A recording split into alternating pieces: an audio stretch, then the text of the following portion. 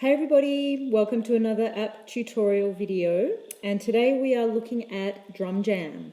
DrumJam is an amazing app, really useful for lots of different reasons, for both practicing with rhythms and also learning certain rhythmic patterns.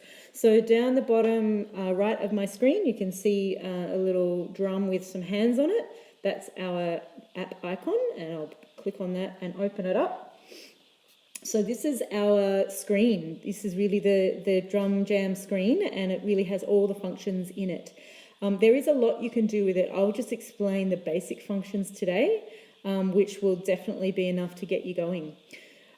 So as you can see, we'll look at the top left of the screen, where we have two-part bongo conga Latin, two-part bongo Latin, two-part tabla, and so on. So these are the different rhythmic sets that we can use, and the different rhythmic patterns and combinations of patterns that we can play with that are preset into the app. So there's heaps in there, and each one is a drop-down menu. So we can see that there's actually 10 different two-part bongo conga Latin rhythms that we can try. So let's try number one. And when we click on that, you can see in the big square sort of at the top in the middle, you can see a little conga and a little bongo, and there's also some clave sticks. So it's actually three parts, but the clave sticks are considered sort of like a timekeeping. So the two main sort of instruments are the bongo and the conga. So up at the top right, we've got our transport bar, which is just our controls for stopping, starting, and even recording, but we won't look at that just yet. So obviously the triangle is the play button. We can press play, and you can hear that rhythm. Now what I love about DrumJam is that you can hear different parts at different volumes really easily. So as we continue to listen, I can place my finger on the congas and drag them down to the bottom of the square, and we can't hear them anymore. So now all we can hear are the clave sticks and the bongos. And we can even take the claves down so we can hear the bongos a bit better. And you can hear what makes up this rhythm. High, high, high, low, high, high, high, low, high, high, high, low. So listening to the different tones of the instrument. And if you have your own bongos, you can have them in front of you and sort of listen to this and try to play along. Listen to where the high sounds are, listen to where the low sounds are, and try and sort of feel into how you could reproduce this rhythm. Let's take the bongos down and put the clave up. So this is a really common rhythm that's in a lot of Latin music. And you can hear it. You can put the other parts up just so that you can sort of hear them faintly. And you can hear sort of how they interact. It's a really great way to sort of analyze what makes up different rhythms and how the parts work together. You can look at how they interlock with each other. And just how they bounce off each other and work together. So now let's listen to the congas.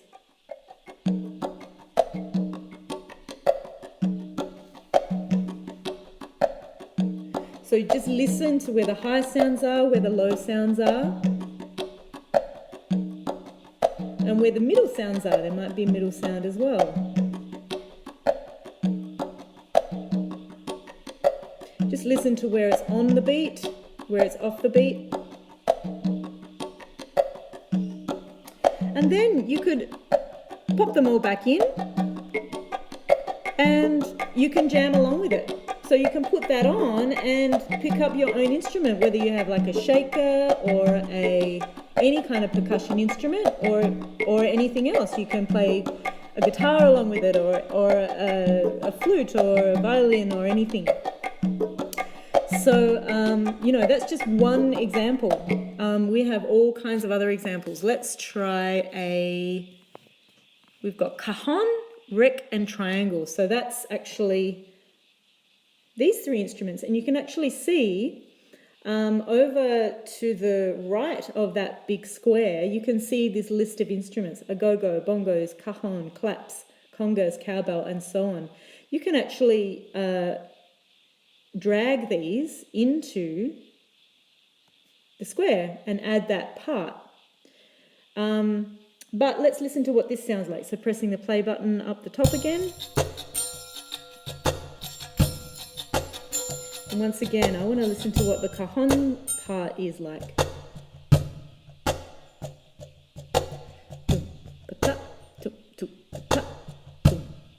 And to get to know the rhythm, you can even just use vocal percussion to help you connect to it, just to mimic it.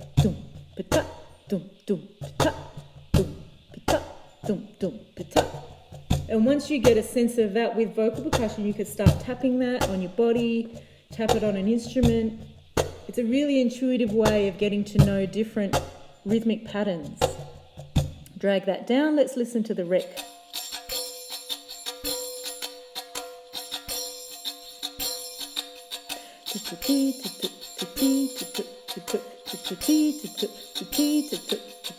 You can use any sound that you want to approximate the instrument for vocal percussion. Let's listen to the triangle. What's the triangle doing?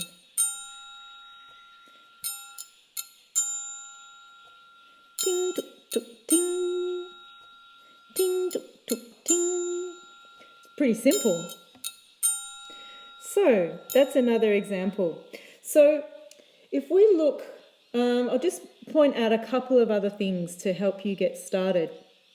So over to the left of the screen, just below the list of rhythm types, cajon, rec, triangle, below that, you can see it says cajon, rec, triangle 01, and then there's 1, 2, 3, 4, 5, 6, 7, 8. When we press play, and you can see the beats moving along in time. So then,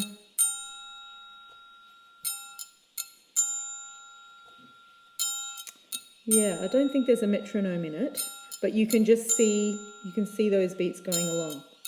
So that gives you a sense of where the pattern sits inside the beat. So I'll press stop on that. What else do you want to know? You can change the beats per minute.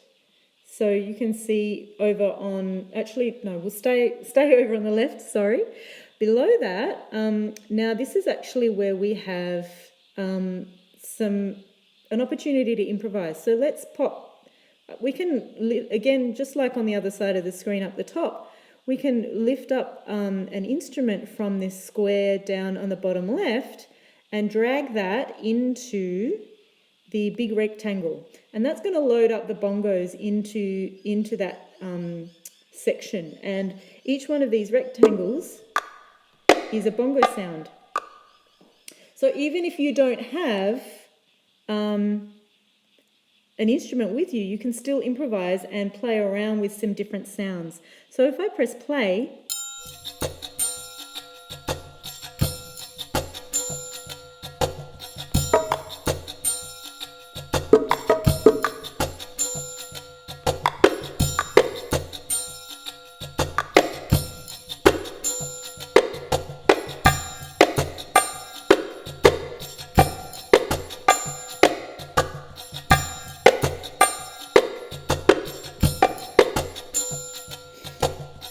and that's, yeah, I'm able to improvise just by tapping in those rectangles. Another thing that I can do is, if you see, there's actually, where's that setting? Let me just find it. Aha, okay. So when we press on the very left-hand side of the screen, when we press these note symbols, you can see all of these different options we have here. Now, these are basically subdivisions. So you can choose any subdivision you like, and then down the bottom you can see it says hit only or no quant, and that means we don't want to quantize, and that means that we don't want it to fit into the computerized beat.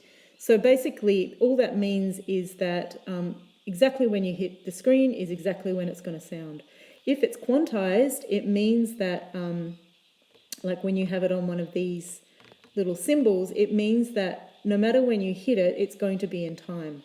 So that's probably not going to help you practice your rhythm. So you could put it on no quantize, and that will mean that it will actually be much more precise in terms of translating when you hit the screen. And if we put it on hit only, it means that it's not going to repeat.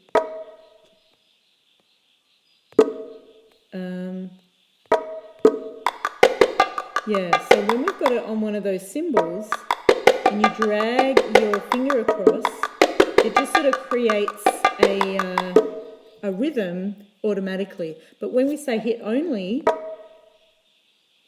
and I'm dragging my finger across, but it's not doing anything. It's just hitting. It's just hitting one sound when I press my finger on there per tap. So there's just some other settings that you can play with over there. And then when I press play up the top right again, now I can play the bongos as if I actually had them in my lap. So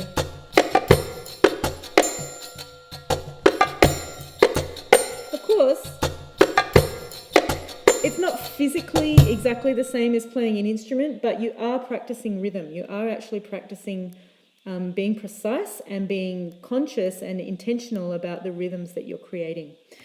So that's just a few of the settings that you can put into DrumJam. Just coming back over to the right-hand side, you can change the tempo, so you can see the BPM changing there.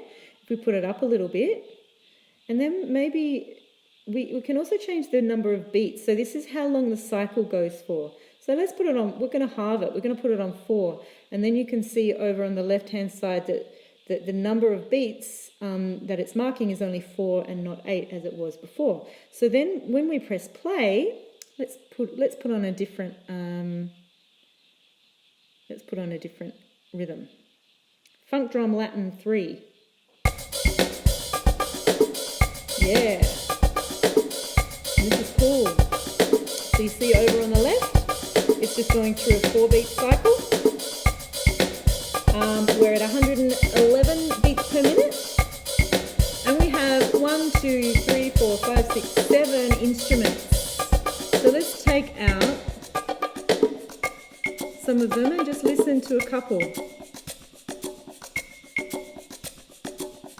So this is our clave, a shaker, and the congas. So let's take out the congas and put in the bongos.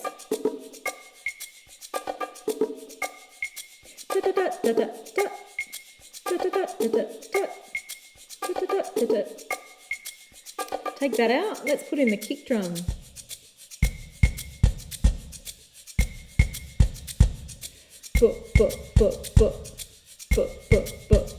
So all of these are parts that you can use in your in jamming.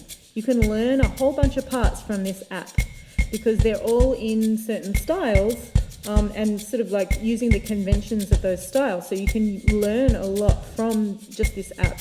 And once you sort of get used to using this app, it's going to teach you really how to hear. It's going to teach you how to hear these rhythms, all the different parts of the rhythm independently, and then also hearing them all put together, and then with the opportunity to jam along with that. So it's a really fantastic opportunity to kind of pull music apart and play around with different things. And yeah, I guess sort of get to know it in its parts, but also have a good time jamming along with that. So I hope that gives you a good introduction to the app. Go ahead and play around with it. There's lots of things you can do. You know, you can look at. Oh, and also yes, up the top, just next to the record symbol, there's a little dice, and that will actually randomly put a different selection of instruments in there. That's pretty fun, and you can change them around.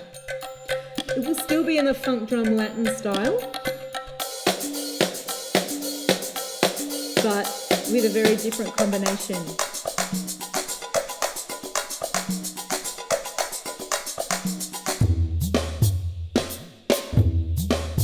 Yeah, that's cool. And again, listen to different parts. Yeah. So I could sit and have fun with this app all day, but that's just some of the most basic functions, and just exploring what we've looked at in this video. You'll be able to do a whole lot with that. Just remember that it's all about consistency and coming back to these things and really working kind of in a methodical way, and using a little bit of that analysis to sort of get to know these different things, and then using them creatively. So that you can build up a bit of a vocabulary of rhythms. So I hope you have fun with that, and I'll see you next time. Bye.